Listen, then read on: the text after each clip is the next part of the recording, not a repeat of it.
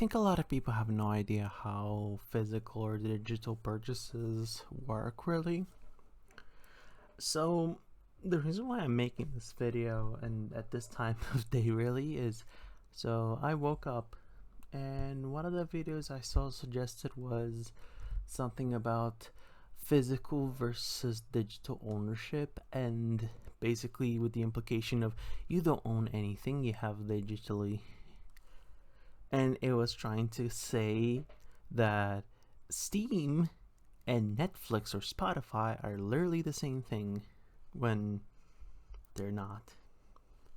Like, yeah, you don't really own anything when you stream it on Spotify or Netflix, but I think that's kind of a given. It's by definition streaming.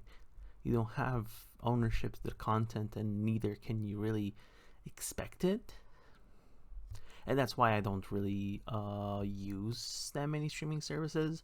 I pay for Spotify because it's at least like using basically paying for from the region I am from.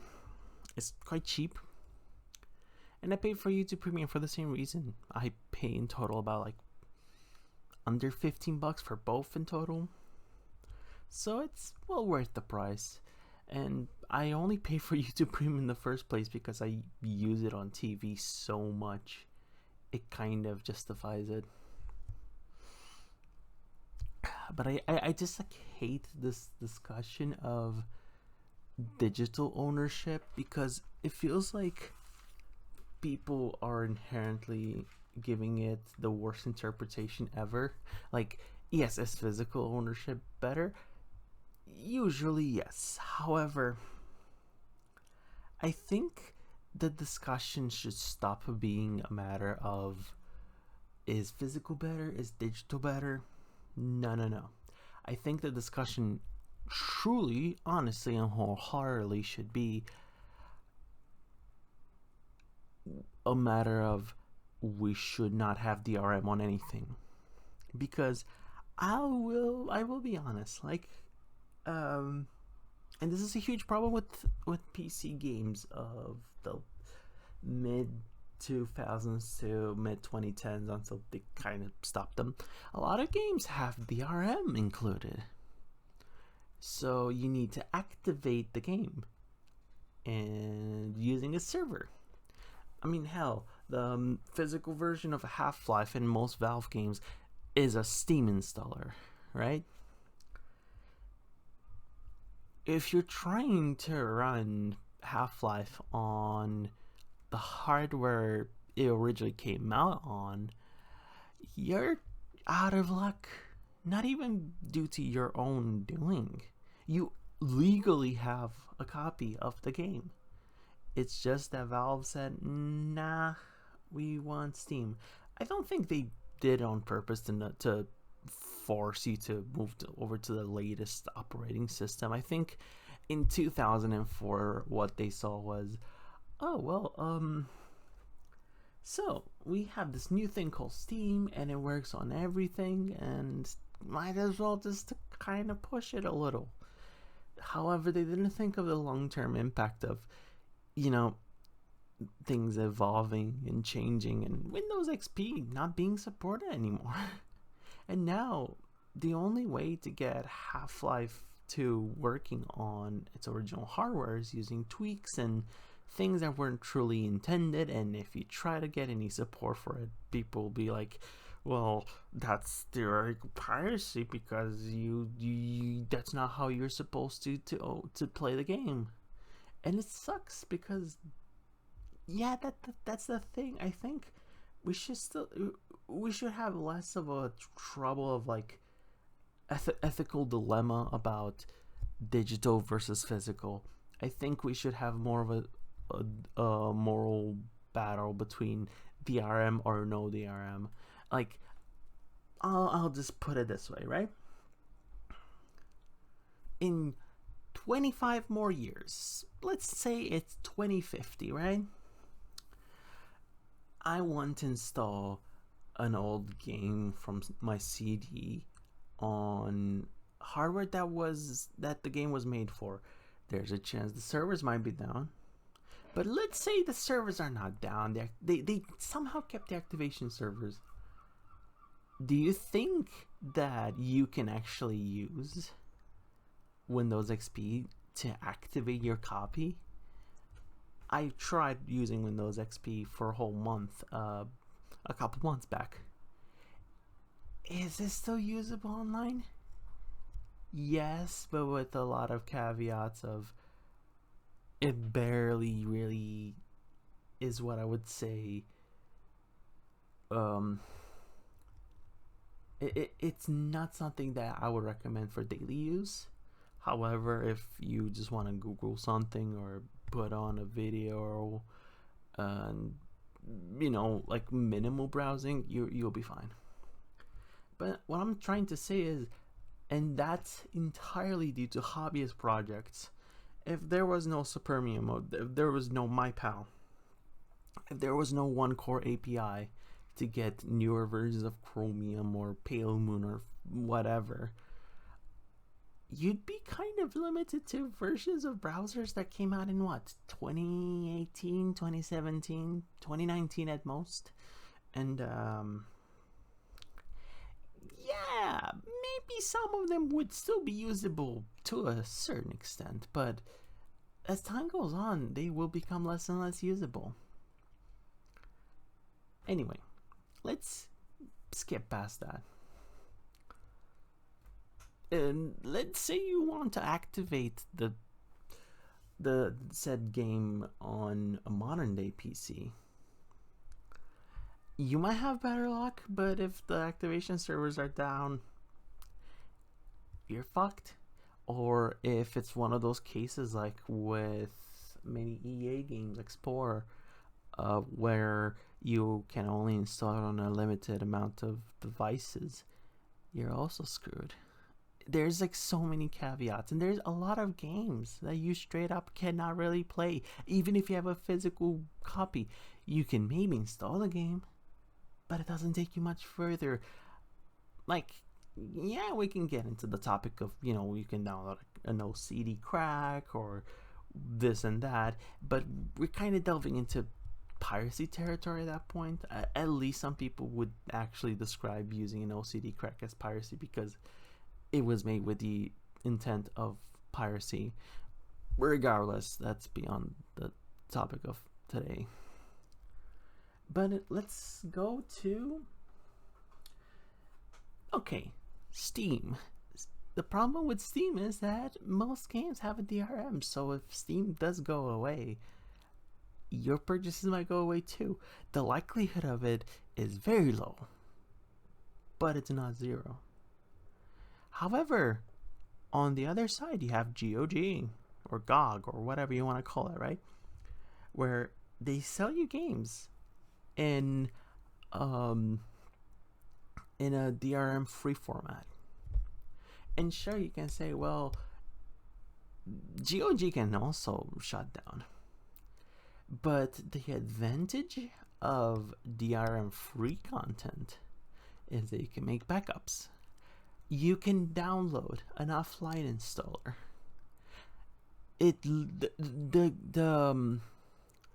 The website and the app even, it straight up tells you if you want to install the game on a flash drive and play it on the go, you can. If you want to lend it to your friend, we're not going to stop you. And that is the beauty and magic of something being DRM free. Preservation isn't just owning a physical copy. I'm sorry, but if you are just hoarding 200 PS3 games and not doing anything about it, that's not preservation, that's collecting. And that's not a problem. You don't have to say that you're you don't have to treat collecting as this moral thing. You just have things because they're nice. I have things because they're nice. I back them up. But there's people who are being even more proactive than me, and I back things up. Anyway, see, that's the magic of something being DRM free.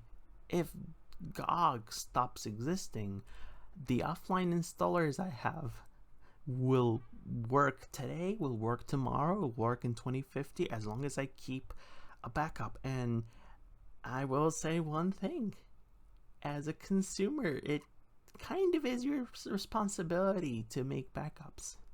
It's your personal responsibility. And another example of DRM free, iTunes. The reason why I like buying stuff on iTunes, or Bandcamp even. Bandcamp is also a great example. I'm just gonna give iTunes because I guess big corpo or whatever. I gotta be a shell sometimes.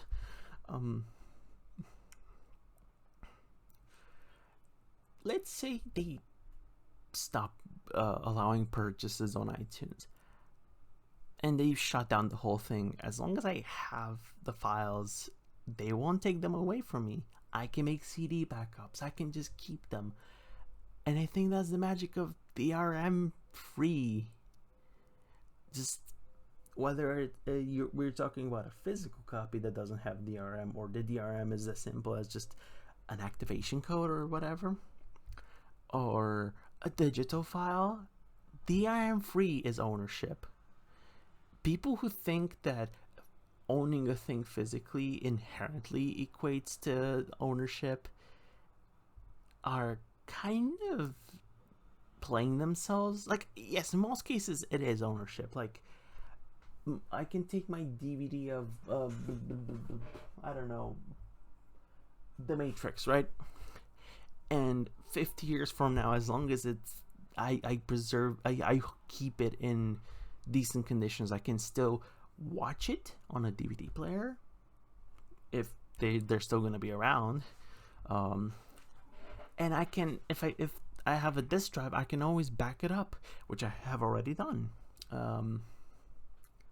But what I'm trying to say is that there are cases where physical doesn't mean ownership, and digital doesn't mean lack of an ownership. And I think that's a discussion a lot of people don't want to have, because they think that, well, this is as simple as physical or no physical. And also, I think that the word ownership is so funny, because a lot of these people also say, well, no, see, when you have a thing digitally, you only own a license to have it.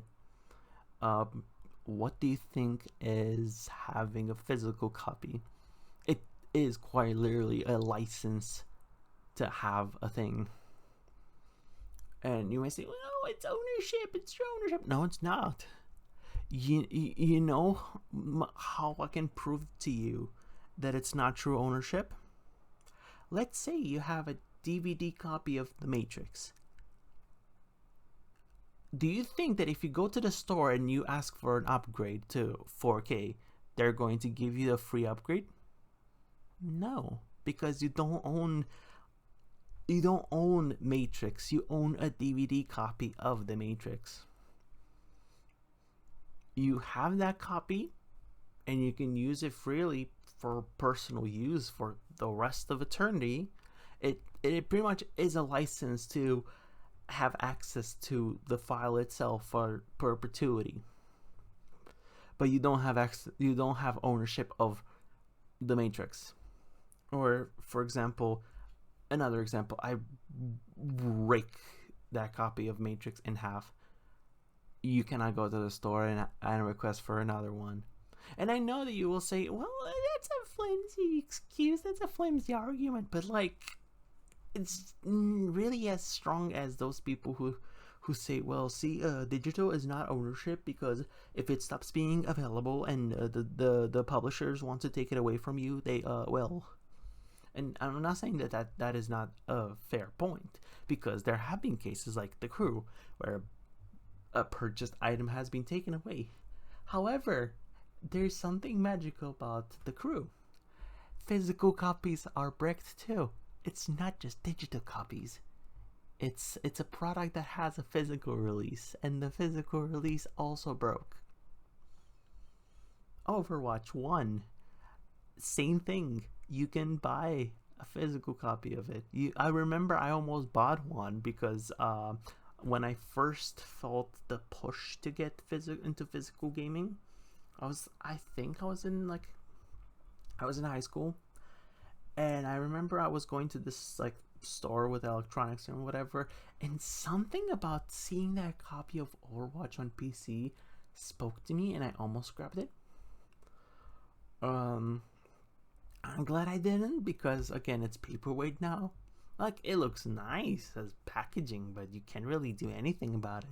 And I think that's what lacks from this discussion of ownership. We can agree that yes, streaming is not ownership because kind of by default it was never meant to be. But I don't think that physical versus digital matters that much in the grand scheme of things, and it is a matter of DRM. For example, how I would categorize things is whether to get physical or digital. For music, both are fine. Whether you want to get things on CD exclusively or vinyl if that's your thing, or cassettes or whatever. But I'll just stick to CDs and DVDs and stuff. I won't go into cartridges and vinyl and whatever. Whether you want to get an album on CD or on iTunes or Bandcamp, you're fine either way. Your CD copy is gonna be fine as long as you keep it in decent conditions and don't scratch it. Your Bandcamp download is going to still be there as a file. You just gotta back it up. But again, I believe that it is a responsibility of you as a consumer to back up your things. Even your CDs, even your games, whatever you may have, just get a hard drive that is like 8 terabytes or whatever. As long as you don't have a gigantic collection like mine, that should be more than enough. I need to get more storage, believe it or not.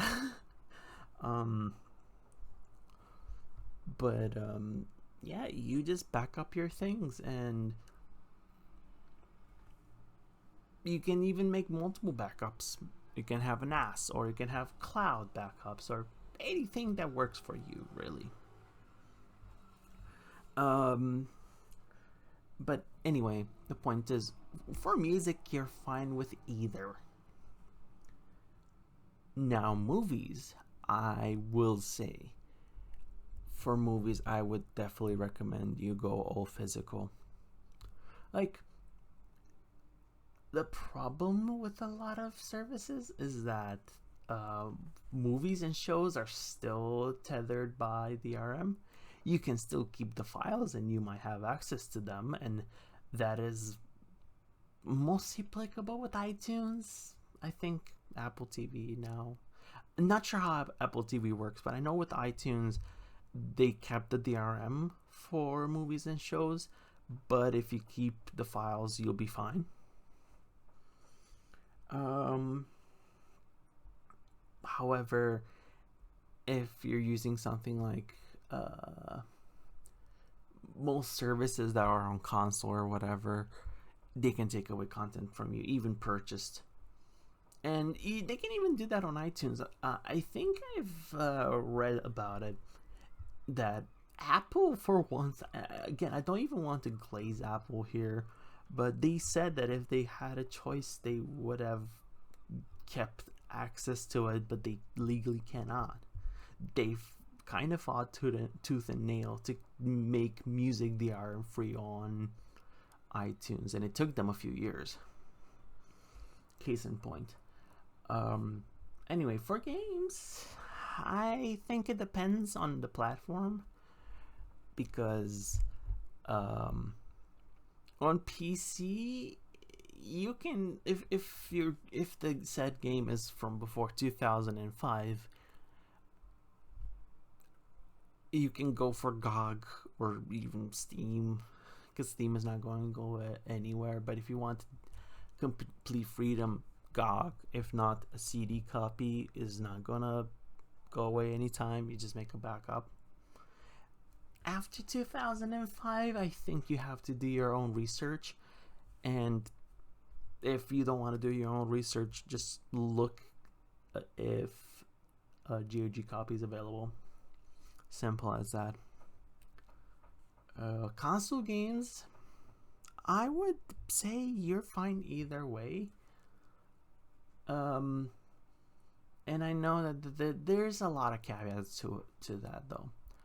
Physical for older consoles, obviously, it's a given. But with other platforms, it kind of works either way because, for example, PS3 or 360 or even PS4 and Switch 1, you can back up digital copies of a game if you know how. Though you do have way more flexibility with physical copies because you can just lend them to somewhere else. You don't really have anything that tethers you to that copy. And I know that some developers may try to add something like an upgrade that is exclusively accessible via code, specifically to kind of deter people from buying used. But I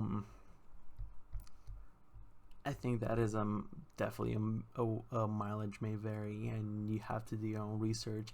And I know it's kind of unfortunate that with a lot of things you do have to make your own research, but better be well informed than make the wrong decision, I guess. Although again, I personally believe that in some cases you won't have much to worry about. Like, Steam is not going to go away anytime soon. Neither is Apple. Like, even if like iTunes sure is DRM free, but you'll be able to buy and download stuff for the foreseeable future. The iTunes store is still available, and I seriously don't really think it's going to stop existing. I know that there's a problem with the iOS 26 beta. For reference, if you're watching this at a future point, iOS 26 is not fully out yet, so I might be wrong. This may be out of date. But the iTunes Store app is the only one that hasn't gotten the UI change, and it kind of is very much having that old school look, and it's kind of abandoned more or less. Like, the last time it got updated was a few years ago when it got its last pre-iOS 11 elements removed, so that took a while. However, I genuinely believe that even if they remove the iTunes Store as a feature, they'll probably integrate it within Apple Music the way they do it on Mac and on PC, more or less. Either way, my point is preservation is preservation, whether and ownership is ownership, whether we're talking about physical, digital, or whatever. The only one that is by definition not ownership is streaming. And if you're fine with streaming, then that is fine and dandy.